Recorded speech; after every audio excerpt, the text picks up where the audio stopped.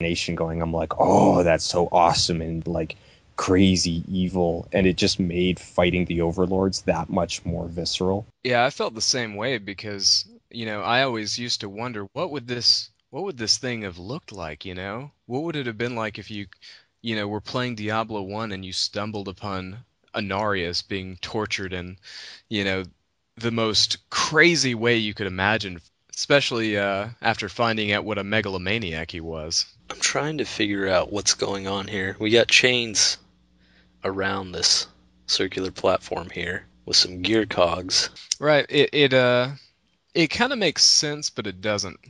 Because on the one hand, you can perfectly understand the overhang chains in the middle Mm-hmm. because they would have been attached to the body and all that. Right. But on the other hand, you're looking at these huge cogs on the outside and these chains that don't seem to go anywhere.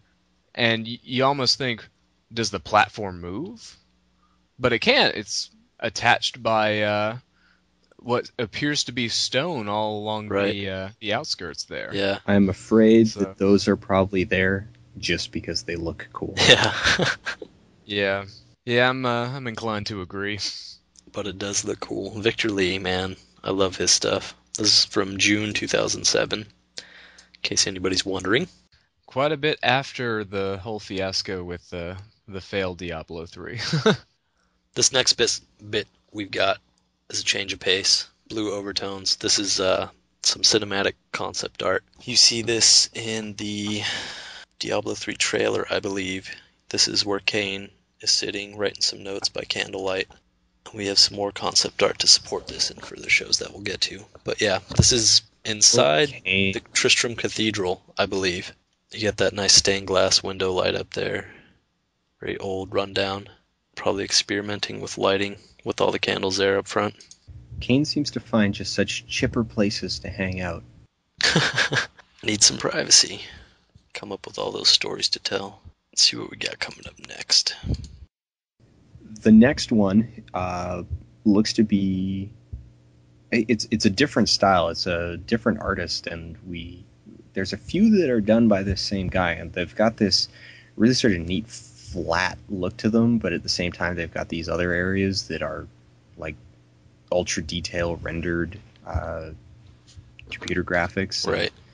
This one is a detail of either just a generic cathedral environment or another area within the Tristram Cathedral. But we've got the large sweeping vaulted ceiling. We've got the frescoes on the wall like we saw in the Rogue Monastery before in Diablo 2. And it kind of has the feel of an animatic. So I'm wondering if this might be an animatic from one of their cutscenes. There are a couple interesting things that you notice in this picture too. On the floor, it's water because it reflects exactly the image above it.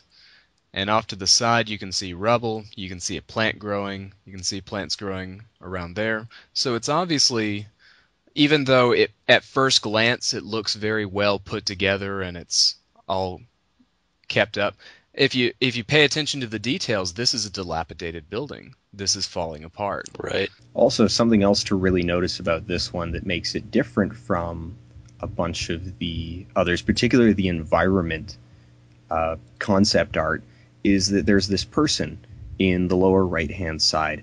So either this is part of a cutscene where we're seeing someone do something, or this will be a place where we interact with an NPC, a friendly NPC, rather than just monsters. I think anyone that looks at this picture at first glance and notices her thinks, okay, that's probably Leah. Just simply because, okay, we're in a church, Leah's in the church. Is this the same church? No, it couldn't be, could it? I don't know, So Right. in one respect, First you thing I kind of go, noticed was well, that weird thing on the left. do what? First thing I noticed was that weird thing on the left. Like, what are they doing? They're like lying down together and going in the air. Is she like about to cut his wiener off? About to go What? rain a bobbit on him? Actually, my favorite part of that little segment is the owl sitting Yep. on her. He's got glowing I eyes. didn't even see that owl. What is the deal? Reminds me of Greek mythology, the Bubo the owl. Oh, I just zoomed way in. That owl has one pissed off look on his face. Nice. Well, seeing these images large and small, you get a completely different effect. That's usually the way it goes. It's much more dramatic when it's small. Lighting's much more intense. It's rad. Next shot we got inside the Tristram Cathedral, I believe.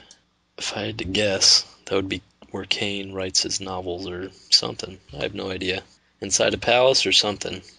This is probably another concept art of the cathedral. I mean, we can expect to. I'm not particularly surprised to see a lot of concept art of the cathedral since it's almost a character within the mythology. Right. So it deserves to show up a lot, and we've got a whole bunch in the row, all of the cathedral or cathedral-like environments. Some have potentially been rejected, but they're still interesting to look at, which is why they're here. Others have been used. Yeah, it looks like most of these are for cinematics. They're kind of figuring out angles and lighting and how to get dramatic effects of that sort. Yeah, I love the attention to detail, though. I mean, you really do feel like you're in a medieval church that really has more detail than almost any other kind of structure that you encounter. Right. Another internal shot of the cathedral coming up next. This we're getting the other view from the side we were before. I believe we see Kane there sitting in a chair writing. And from looking at the cinematic, this is right when the meteor comes. He's kind of sitting at that altar or his table, whatever, writing who knows what stories, tales. And in the cinematic, the meteor comes over, shines through all the windows, blows out all the candles, and crashes into the earth. He kind of goes to check it out. So more cinematic concept art. And we also have this this previous discussion that's come up with the forums and whatnot with Diablo 3 basically not having a lot of the original iconography that we would see. There are no crosses, no pentagrams, no reminiscent qualities from the real world in that respect. Right, that is very interesting to know. I saw that thread and I was like, really? I couldn't believe it. And I went and looked through some of the concept art, and it's true, they took all that stuff out. I think that one guy summed that up pretty well with exactly your expression there. Is like one of those things that most people will never notice unless it's pointed out to them. Yeah. Mm-hmm. That's true. Yeah, it was really an expression, and I've participated in that thread, and I think we've discussed it in prior episodes, just that the Diablo mythos really has grown beyond needing to rely on things that we recognize from our world. Right. Yeah, it's definitely become all on its own, just something entirely new. Yeah, I mean, a new game coming out, you kind of need those little staples to kind of give you something to relate to and let you know that this is part of your world. But we've been inside the Diablo world for so long that, and it's evolved to a point where it doesn't need those crutches to lean on. It can kind of go do its own thing and shape its own world, and you believe it. You're in. I'm in. Been in for a long time. Now, this next one coming up, I have no freaking idea where this is, and I really want to know what the hell this place is supposed to be. Where is this? What's going on here? Why are we here? It doesn't look like anything that we've visited before. Right. I mean, even from a lore standpoint, having read through all the books and everything else, I look at this screen and I think, I don't have a clue. We have this massive, massive structure. These huge, unimaginably big bodies that are decrepit and obviously decaying. Looks like they're laying in pools of lava. And if you look really closely to the details, you've got the sharp fingernails, the rib overlay isn't quite right, and you're thinking, is this something that might just get up and fight me, or the pointed teeth, and you've got the little. There is a human-size reference figure in the picture. So well, there are actually two. Right. There's one up top on the left. There's another one over there, and. Jordan, I do need to say you have deeply disappointed me because I was really, really hoping that you had some kind of answer for what is going on Something from here. the books. Something what that you could pull out. But I will give you one tidbit of interest to me. If you look at this screen and you notice details, what do you think draws me about it? That dude hiding in the top left behind the pillar there? About to snipe people. The three-faced doorway. He's I'm gonna like, say the Right. I'm three-faced gonna hang back here. You guys go ahead. I'm gonna Right. watch from up here what happens. You have a three-faced doorway that all three faces are feminine. That is not something that would be indicative of anything else except a very, very powerful woman. Right. And that is something that you don't see very often in the Diablo universe. So instantly when I see that, my mind gravitates. Did Lilith escape the void? Is she somehow going to play a major role in Diablo 3? I don't know. But I see Now- stuff like Why that, is it makes she me peeing step. all over these guys? Well, you look at the lore, she pretty much pees on everyone. Now, Jordan, Well, a question fair of enough. symbolism, sort of visual symbolism used in the Diablo universe. Do they use the same kind of convention that you find in sort of classic Judaism, where the three faces, and like also in Egyptian mythology, where the three faces is symbolic of all-seeing vision, like that they have far-reaching sight, and with that knowledge and power? Is it that kind of symbolism? Is that why you're saying that the three faces would be representative of someone very powerful? Well, I say that in the fact that we have this massive structure. Okay, you can also take that symbology from it, but if you take the time to carve someone's face out of stone on a massive scale at all, it's generally going to be someone important. Even if you don't like them, even if you fear them, whatever the case may be, there's a particular queen, a reason they're king. putting.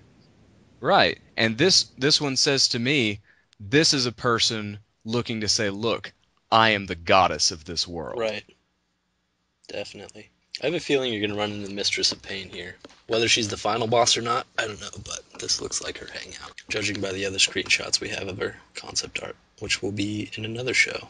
Alright. You guys talked me into it. It's my summer retreat. Where I go and hang out in my summers. Where is all that yellow water going? Yeah, I don't know what to make of the water. It's unusual. And it pours out all Like- over the place. Yeah. Pours in and they're like oozing in it, and then it pours out off the side. Yeah. I bet it smells real nice. And This I mean, that one's just- such an odd angle that it really says to me cinematic. This is a viewpoint that you would see in a cinematic, because it's so unusual otherwise. Usually for environment concept art, it's of large details, walkways, things like that. But this is such a specific and odd angle that cinematic. Well, not to mention, I mean, you look at this thing and what it screams out to me is, okay, we are looking up from, down below. The meteor has already crashed through the cathedral, and it's crashing through all these layers, and you look up and you see a person overhanging, looking down. Yeah, we're looking at the close-up one. Very fiery overtone. Bottom of a pit. We got a rat very large in front of the screen. that might be a rodent of unusual size. Yeah. I don't think they exist. And you can also see the signature 07 at the top right. I can't really make out the name, though. Yeah, we had this guy in some of the earlier shots, the rundown interior of that cathedral-like building, Yeah. the statues. He did this one as well. Let's move on to the next one.